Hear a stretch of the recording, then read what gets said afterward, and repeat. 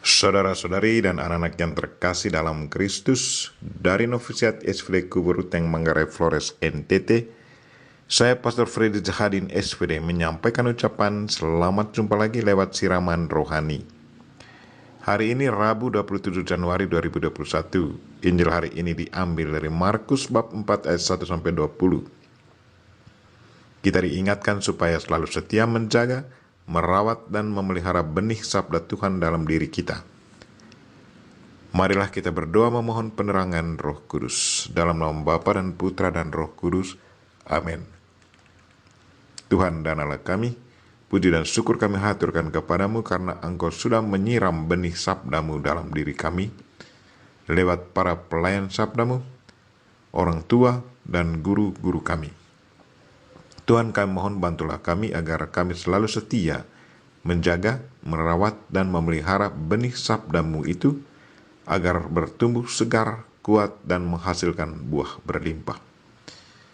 Tuhan, uturlah Roh Kudus-Mu, terangilah pikiran dan hati kami agar sabdamu yang akan kami dengar dapat kami pahami dengan baik dan isi pesan-Mu dapat kami hayati dan amalkan dalam hidup harian kami. Doa ini kami sampaikan dengan perantaran Kristus Tuhan kami. Amin. Tuhan sertamu dan sertamu juga. Inilah Injil Yesus Kristus menurut Markus bab 4 ayat 1-20. Dimuliakanlah Tuhan. Pada suatu hari Yesus mengajar di tepi danau Galilea.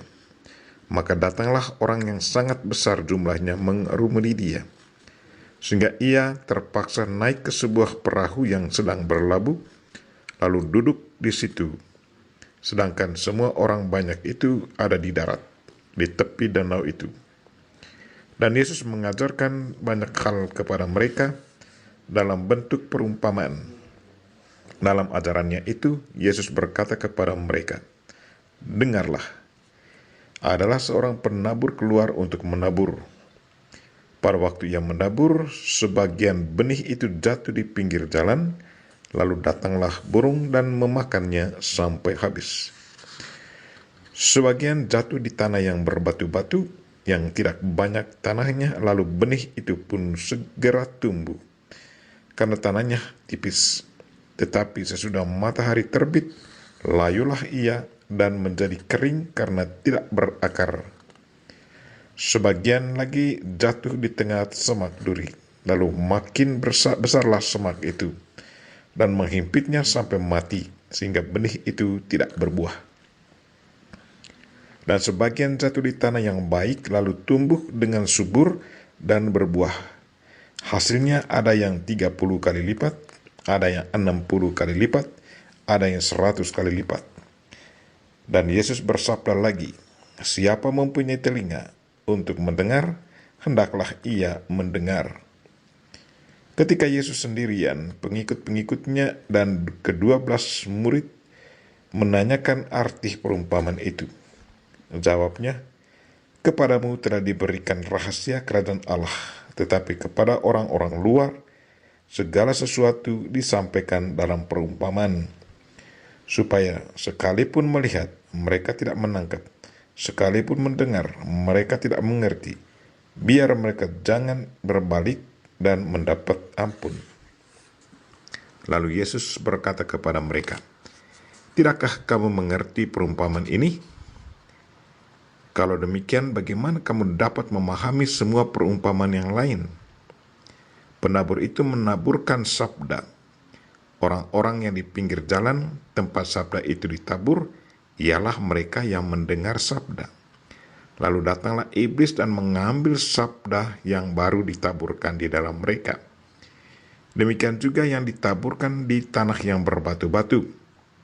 Ialah orang-orang yang mendengar sabda itu dan segera menerimanya dengan gembira, tetapi sabda itu tidak berakar dan tahan sebentar. Apabila kemudian datang penindasan atau penganiayaan karena sabda itu, mereka segera murtad. Dan yang lainnya ditaburkan di tengah semak duri, ialah yang mendengar sabda itu, tetapi sabda itu lalu dihimpit oleh kekhawatiran dunia, tipu daya kekayaan, dan keinginan-keinginan akan hal yang lain sehingga sabda itu tidak berbuah. Dan akhirnya yang ditaburkan di tanah yang baik ialah orang yang mendengar dan menyambut sabda itu lalu berbuah. Ada yang 30 kali lipat, ada yang 60 kali lipat, dan ada yang 100 kali lipat.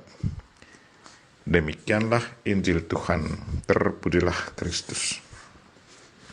Saudara-saudari dan anak-anak yang terkasih dalam Kristus, tema renungan kita hari ini ialah jagalah, rawatilah, dan peliharalah benih sabda Tuhan dalam diri kita. Lewat perumpamannya hari ini, Yesus Kristus mau memperkenalkan kepada kita 4 tipe manusia dalam menanggapi pewartaannya.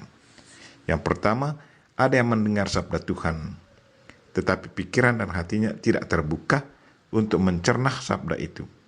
Hati dan pikirannya ibarat tanah yang di pinggir jalan, di mana bibit yang jatuh langsung disambar dan dimakan burung-burung yang lagi berkeliaran. Benih tidak punya kesempatan untuk menetap dalam tanah. Bagi pribadi ini, benih sabda Tuhan tidak punya tempat dalam hati dan pikirannya. Hati dan pikirannya sudah dikuasai setan. Yang kedua, ada yang mendengar sabda Tuhan tetapi tidak ada komitmen atau tanggung jawab untuk menghidupkan sabda Tuhan agar bisa tumbuh dan bertahan hidup. Hati dan pikiran orang ini ibarat tanah berbatu di mana tanahnya hanya sedikit. Tidak cukup humus sehingga benih sabda Tuhan yang tumbuh tidak bertahan hidup. Yang ketiga, ada yang sangat senang mendengar sabda Tuhan tetapi di saat mereka ditantang, dihimpit oleh banyak masalah atau godaan, mereka terlena sampai benih sabda Tuhan yang sudah tumbuh diterlantarkan dan tidak diperhatikan. Konsekuensinya mati. Dan yang keempat terakhir, ada yang menerima sabda Tuhan dengan senang hati dan setia menjaga, memelihara, dan merawatnya. Benih sabda Tuhan diberi kesempatan yang baik untuk mengakar dalam diri, sehingga dengan demikian benih sabda itu bertumbuh subur. Sabda Tuhan yang sudah mengakar dan hidup dalam diri akan mempengaruhi perilaku orangnya. Kebaikan pribadi itu pasti akan mempengaruhi komunitas dan masyarakat sekitar. Kebaikan itu adalah buah dari benih sabda Tuhan yang sudah tumbuh subur dalam dirinya. Pertanyaan untuk kita masuk dalam tipe manusia yang mana? Tipe manusia di pinggir jalan, berhati batu, berhati duri, berhati subur. Saudara-saudari dan anak-anak yang terkasih dalam Kristus, kita semua diundang untuk setia pada Tuhan dan memelihara, merawat, dan menghidupkan sabda Tuhan. Kadang kita lemah dan mengalami kekeringan, tetapi rahmat Tuhan selalu ditawarkan kepada kita setiap hari. Tuhan selalu beri kita kesempatan untuk hidup. Hari baru diberinya agar dimanfaatkan sesuai dengan rencananya. Kalau kemarin kita berjalan tidak sesuai dengan kehendaknya, dan hari ini ia tetap memberi kita kesempatan untuk hidup, itu berarti Tuhan sama sekali tidak pernah bosan menawarkan rahmat keselamatan kepada kita. Yang Tuhan harapkan dari kita adalah keterbukaan untuk menerima Dia dan menanggapi tawarannya hari ini dengan hati yang bijak dan tulus. Bagi Tuhan hari ini adalah satu kesempatan indah. Hari ini adalah hadiah terindah yang Ia berikan kepada kita. Karena itu, orang Inggris menyebut hari ini adalah present, artinya hadiah. Kita terima hari ini sebagai hadiah Tuhan bagi kita, dan sebagai tanggapan atas kebaikannya, kita pun memberinya hadiah terindah lewat penyerahan diri secara total kepadanya. Ingat perumpamaan anak hilang.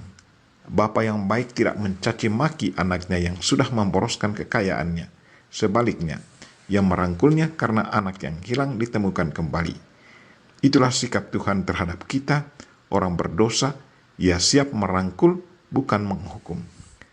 Marilah saudara-saudari dan anak-anak yang terkasih, kalau lahan hati kita selalu subur untuk benih sabda Tuhan, maka bersyukurlah dan mintalah pada Tuhan agar Ia selalu memberkati lahan hati kita, agar semakin bertambah subur. Kalau lahan hati kita dikuasai oleh setan, mintalah Yesus Kristus untuk mengusir setan itu keluar, agar kita pun menjadi manusia baru.